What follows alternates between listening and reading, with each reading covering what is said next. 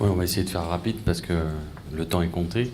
L'établissement public foncier, comme son nom l'indique, c'est une structure publique donc, auquel adhèrent volontairement les collectivités. Il se trouve qu'à ce jour, donc après sa création en 2005, l'ensemble des communes du Pays Basque donc, sont adhérentes à l'EPFL. Et l'objet en fait, de l'EPFL, c'est, à la demande de ces collectivités, de réaliser des acquisitions foncières de biens bâtis ou non bâtis à vocation de projets publics. Projets publics qui vont bien sûr du logement, bon, qui est le sujet central de ce soir et qui est l'axe principal de l'intervention de l'EPFL. Donc logement avec bien entendu une priorisation sur le logement social et donc en mixité sociale. Le développement économique, puisque ça a été dit par une personne tout à l'heure, mais c'est bien de se loger, mais il faut aussi pouvoir travailler sur le territoire. Donc toute la partie développement économique. La partie équipement public, les écoles, les crèches et d'autres équipements. Un autre aspect, c'est aussi de reconstituer des réserves foncières, puisqu'en fait, ce qu'on constate aussi, c'est avec l'emballement un peu du développement de l'urbanisme, il y a des collectivités qui étaient propriétaires de foncier. Ça a été dit par certains de nos intervenants, ils ont utilisé effectivement du foncier public, mais en même temps qu'on utilisait ce foncier public pour faire des opérations, en parallèle, on n'a pas pensé à reconstituer des réserves foncières. Et pour vous donner un exemple, aujourd'hui, par exemple, une commune comme la commune de Saint-Nazaire a une politique depuis très longtemps. Quand elle vend 1 mètre carré, en parallèle, elle rachète 1 mètre carré. Ce qui fait qu'elle a aujourd'hui à peu près, elle maîtrise à peu près 60% de l'espace de son territoire. Et que quand elle a un projet à faire, elle est chez elle. Donc toutes les questions qu'on se posait, qu'évoquait monsieur, sur la notion de prix, sur ce genre de choses, sur le fait de dire je suis vendeur, je suis pas vendeur, j'ai pas envie parce que voilà, je sais pas si mes enfants et autres, là on se pose même plus la question puisque le foncier est devenu public. Donc c'est de l'anticipation et ça c'est un mot important qu'on essaye de porter au niveau du territoire, c'est l'anticipation. C'est que tout ce qu'on voit aujourd'hui, tous les effets qu'on constate aujourd'hui sont très souvent liés finalement à un problème d'anticipation et d'essayer de voir très en amont. Alors ça a été évoqué, l'idée des documents d'urbanisme que sont le SCOT, que sont le PLU ou le PLH, c'est de travailler à faire des politiques d'anticipation, essayer de prévoir l'avenir, de voir comment les choses vont évoluer et par rapport à ça, du coup, d'avoir un coup d'avance par rapport aux autres. Est-ce que vous pouvez nous donner 2 exemples concrets, un en Pays Basque intérieur et un sur la côte d'action de l'EPFL ? Alors, pour ceux qui connaissent un peu les lieux, aujourd'hui, le PFL, et ça a été évoqué par M. Lacassagne, le PFL est beaucoup intervenu sur la commune de Bayonne.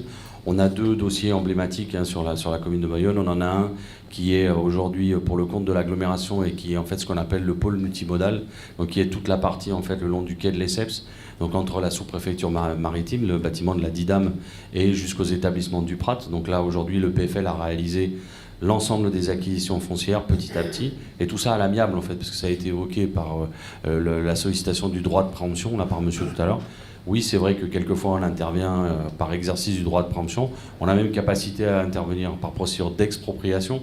Ça a été dit à un moment, mais comment finalement on peut faire ? Il existe un outil qui s'appelle l'expropriation, alors c'est vrai que les choses évoluent. Moi, ça me fait plaisir d'entendre les discours des élus parce qu'on se rend compte que les choses ont évolué. Il y a quelques années en arrière, dans une commune, quand vous disiez expropriation, la salle du conseil municipal se vidait en 30 secondes. Tout le monde partait en courant en disant hors de question, on ne veut pas en entendre parler. Et finalement, on se rend compte que voilà, ça fait partie effectivement des outils et des nécessités d'intervention. L'autre dossier important sur la commune de Bayonne, c'est on accompagne la ville de Bayonne là, dans le cadre d'un gros programme au niveau national qui s'appelle, alors encore un acronyme, le PNR4, donc qui est le programme national de requalification des quartiers anciens dégradés et qui a pour objet effectivement d'acquérir des îlots dans le petit et dans le grand Bayonne pour permettre finalement de réouvrir certains immeubles avec des accessibilités, puisque vous avez aujourd'hui, et ça pour ceux qui habitent Bayonne ils le savent, les appartements à l'arrière qui finalement sont borgnes, donc sans accès sur l'extérieur, avec des problématiques d'habitabilité, enfin d'insalubrité de l'habitation, mais aussi des problèmes de sécurité. C'est-à-dire que s'il y a un incendie dans la cage d'escalier, malheureusement tous les gens qui habitent à l'extérieur, eux, ils feront partie des personnes disparues. Et après, à l'intérieur du Pays Basque, on est intervenu sur pas mal de dossiers, sur des communes comme par exemple la Banca, où on est intervenu sur la négociation d'un foncier pour permettre en fait la réalisation d'un lotissement communal. Donc le choix effectivement de la commune a été de maîtriser un foncier pour permettre derrière d'offrir donc des petits lots d'acquisition pour permettre donc à des gens localement de construire des logements. Je vais prendre un exemple aussi pour démystifier un certain nombre de choses. Sur la commune d'Ispour, on avait aidé la commune d'Ispour à maîtriser un foncier. Donc il y avait 2 hectares de foncier. Là, on a aménagé un, puisque malheureusement le deuxième a des problématiques liées à l'inondabilité de celui-ci. Mais elle a réalisé un lotissement communal. Et quand on a rencontré l'équipe municipale à l'époque, on leur a dit, dans l'esprit de ce que disait Marco Bérard, bah, le foncier est rare, il va falloir essayer peut-être de le consommer de façon un peu intelligente et de faire de la densité. Et donc on a dit au maire d'Ispour de l'époque, ça serait bien que vous fassiez des lots individuels qui soient de l'ordre de 500 mètres carrés. Alors là, pareil, quand on lui a dit ça, il est tombé de sa chaise en lui disant, vous imaginez pas qu'à Ispour, les gens vont acheter un terrain à construire de 500 mètres carrés. Nous, ici, si c'est pas 1500, 2000, on va jamais les vendre. Bon, on lui a dit, écoutez, réfléchissez-y, déjà par rapport au prix, et donc par rapport à la cible que vous allez pouvoir retrouver, ça va permettre peut-être effectivement de donner la possibilité à des gens d'accéder et de trouver des solutions. Il a réfléchi à un lotissement qui faisait 18 lots, je crois, si je dis pas de bêtises. Je crois qu'en un week-end, il les a vendus. Voilà. Et il n'en avait même pas assez. C'est-à-dire que s'il avait pu en avoir quelques-uns de plus, il les aurait aussi commercialisés. Donc comme quoi, finalement, il y a aussi des évolutions dans l'approche par rapport à ça. Et ça fera l'introduction par rapport à pourquoi on a réfléchi à cet outil qu'est l'organisme foncier solidaire. Et M. Bourrus, le président du COL, je tiens à dire que le COL, on a beaucoup travaillé en collaboration et ensemble, et le COL a créé aussi cet outil, a été agréé pour intervenir sur cet outil.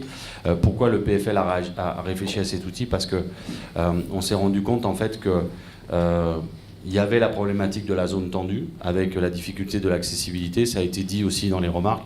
Aujourd'hui, qu'est-ce qu'on constate? C'est que finalement les gens, par rapport à leurs moyens, pour pouvoir continuer à travailler ici, sont obligés de s'éloigner, de faire aujourd'hui des kilomètres.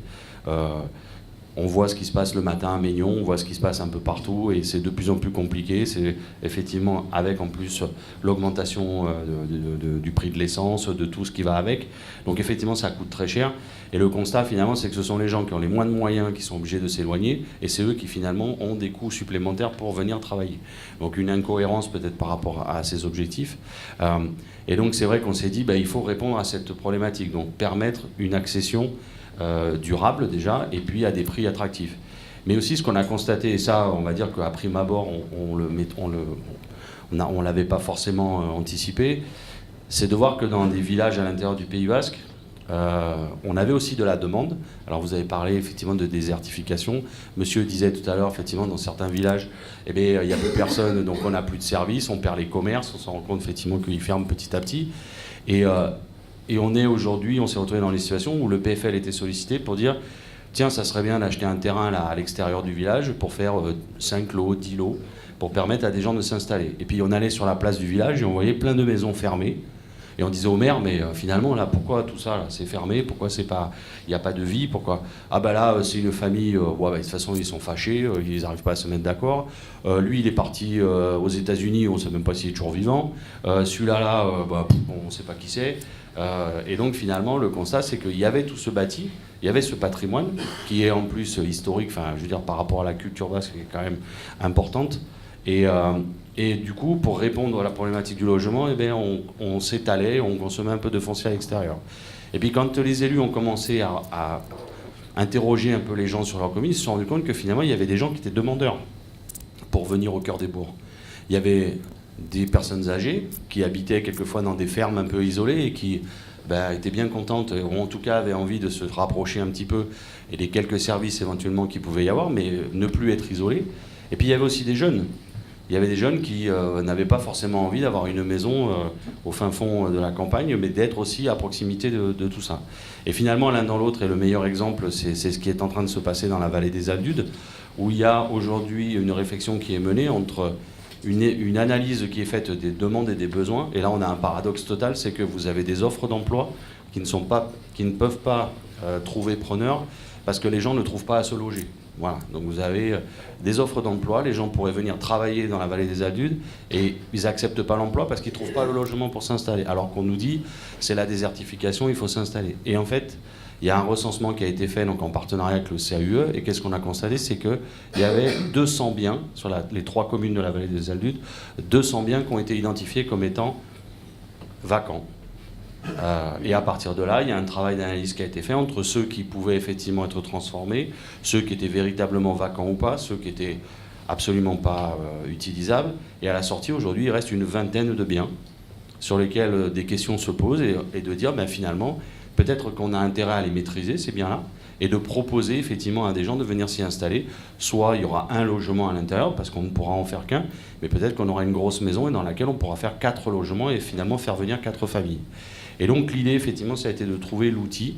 Cet outil, il a été créé par la loi, hein, c'est un organisme foncier solidaire. Il permet, cet organisme foncier solidaire, de mettre en place un bail réel solidaire, alors encore un acronyme, hein, le BRS, qui a une particularité, c'est que celui-ci, il permet à la personne d'acheter en accession sociale, donc avec des prix encadrés, mais il a surtout une grande vertu, et ça a été dit tout à l'heure, c'est qu'il est pérenne. Il a une durée de vie de 99 ans, et il se renouvelle à chaque session.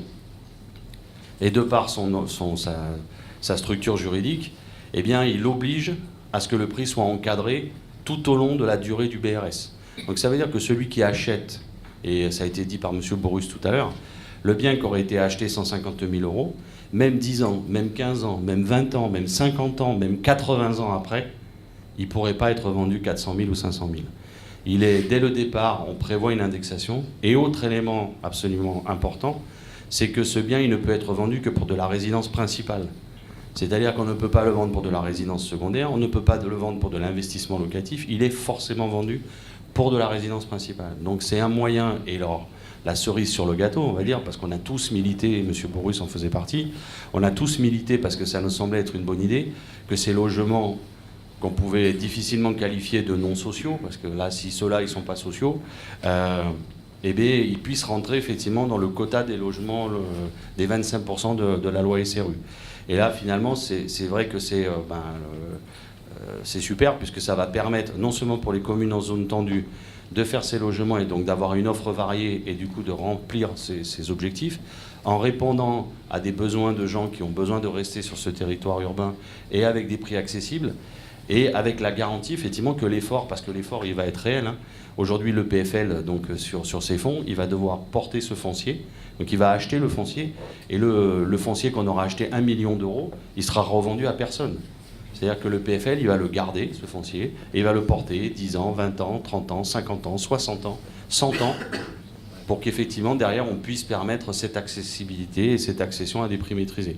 Donc cet effort financier public qui va être fait, on va avoir la garantie, effectivement, qui sera pérenne, puisqu'on aura l'encadrement donc, de ces rétrocessions et donc la pérennité de cette accession sociale.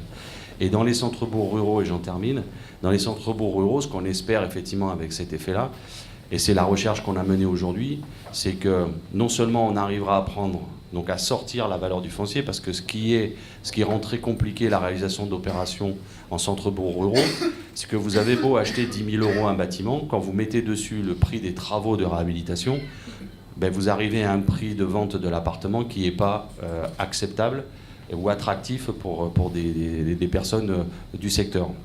Donc il faut trouver le moyen non seulement de neutraliser la charge foncière, mais en plus de neutraliser une partie du coût des travaux. Et par le biais de l'OFS, ce qu'on va faire, effectivement, c'est que non seulement on va maîtriser la charge foncière, mais en plus on va maîtriser une partie du coût des travaux.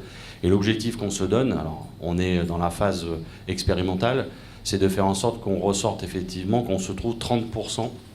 Donc quand l'OFS va revendre ses logements en milieu rural, en centre-bourg ruraux, on soit au moins 30% en dessous des prix du marché.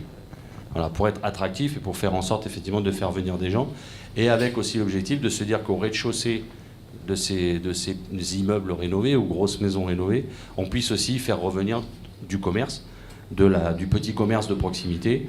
Et là aussi, il va falloir qu'il y ait un effort qui soit fait, parce que le petit épicier ou le cafetier, il ne va pas venir s'il paye un loyer comme au centre de Bayonne. Donc il va falloir effectivement lui donner la possibilité de s'installer et d'avoir la capacité de payer un loyer abordable. On va remercier Arnaud Portier.